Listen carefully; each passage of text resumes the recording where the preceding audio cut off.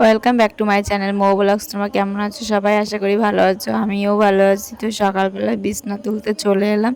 এই ঘরে শুয়েছিল হচ্ছে আমার ছেলে তো ওর ঠানুর কাছে ঘুমায়, তাই এই বিছনাটা একটু লেট করেই উঠানো হয়, কারণ আমার ছেলে একটু লেট করেই ওঠে আর মা তো ভোরবেলা উঠে যায়। তার জন্য আমি পরে আবার বিছনাটা তুলে দিতে এসেছি এইখানে। তো বিছনাটা গোছানো হয়ে গেছে, তারপরে ছেলে তো আগেই উঠে ব্রাশ করতে চলে গেছে। তো এইখানে আমি ওকে আবার খেতে দিচ্ছি ছোলার জল। ও ছোলার জল খেতে চায় না, তবু আমি ওকে জোর করে খাওয়াই।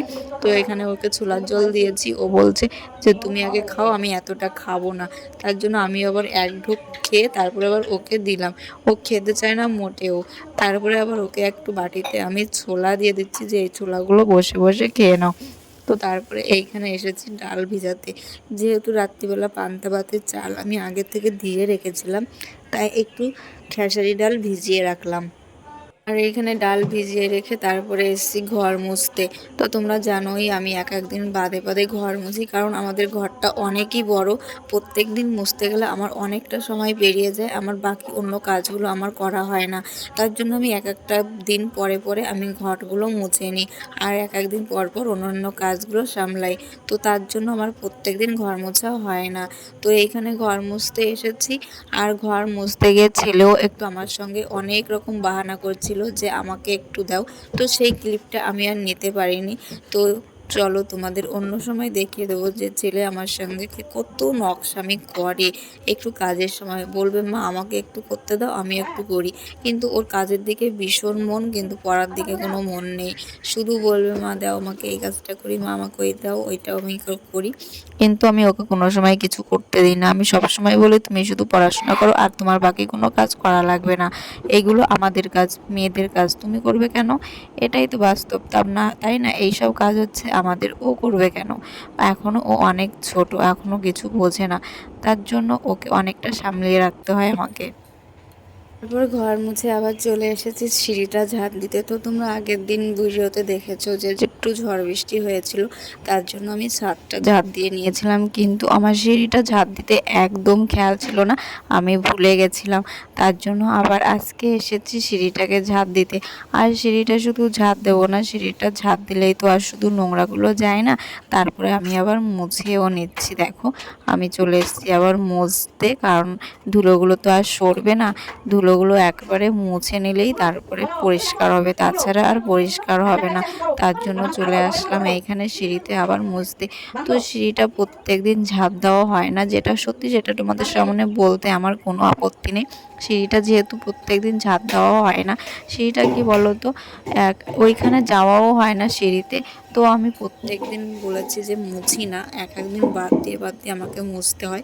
সেটাই করি, যে একদিন বাদ দিয়ে আমি মুছে নিই। আর এইখানে দেখো একটা স্ট্যান্ড ফ্যান আছে, তো সেই স্ট্যান্ড ফ্যানটা আমি সরিয়ে আবার মুছে নিলাম। তো এখানে অনেকগুলোই জিনিস আছে, সেইগুলো সরিয়ে সরিয়ে আবার মুছে নিচ্ছি। আর এই জিনিসগুলো সরাতে গেলেই আমার মুছতে অনেকটা সময় চলে যায়, এই জিনিসগুলো সরাতে সরাতে। সার্বভৌম সমাজতান্ত্রিক ধর্মনিরপেক্ষ গণতান্ত্রিক সাধারণতন্ত্র এগুলো তা একটুকুন বলতে কি লাগে। এখানে ছেলেকে আমি প্রশ্ন করেছিলাম, সেই প্রশ্নের উত্তরটাই আমাকে দিচ্ছিল। আর এইখানে আমি বড়া ভেজে নিচ্ছি, যেহেতু ডালগুলো আগে ভিজিয়ে রেখেছিলাম তোমাদেরকে বলেছি, তারপরে আমি বাকি কাজগুলো সামলাতে গেছিলাম। তারপরে ছেলেকে একটু পরিয়ে নিলাম তার মাঝখানে, তারপরে আবার এই বড়াগুলো ভাজতে এসেছি। তো বড়া ভাজা কমপ্লিট হয়ে গেছে, আর এইখানে আমি থালা বাসনগুলো মেজে নিচ্ছি। আর দিদিমার বড়াটা আলাদা ভেজেছি, আমাদের বড়াটা আলাদা ভেজেছি। কারণ কি বলতো, দিদিমা তো পেঁয়াজ খায় না, তার জন্য দিদিমার বড়া আলাদা, আর আমাদেরটা পেঁয়াজ দিয়ে ভালো করে বানিয়েছি। তারপরে থালা বাসনগুলো মেজে নিচ্ছি। থালা বাসন মেজে আবার অনেক কাজ আছে, সেইগুলোকেও সামলাতে হবে। তো তোমাদের তো সব কিছু দেখাতে পারি না, দেখাতে গেলে সারাদিনের ভিডিওটা দেখাতে হবে। তো তারপরে আমি আবার স্নান করব, স্নান করে আবার দুপুরে রান্না আছে, তাই একটু সব কিছু জলদি জলদি করতে হয় আমাকে। আর কি বলতো, সকালের খাওয়াটা একটু দেরি করেই খায় আমাদের বাড়িতে, তার জন্য একটু দেরি করেই আসা হয় রান্না করতে। প্রায় খেতে খেতে 11টা বেজে যায়, আবার 11টা বাজার পর পর আবার রান্না করতেও হয়। এই দেখো আমি স্নান টেনান করে চলে এসেছি, আর স্নান করে এসেছি রান্না করতে।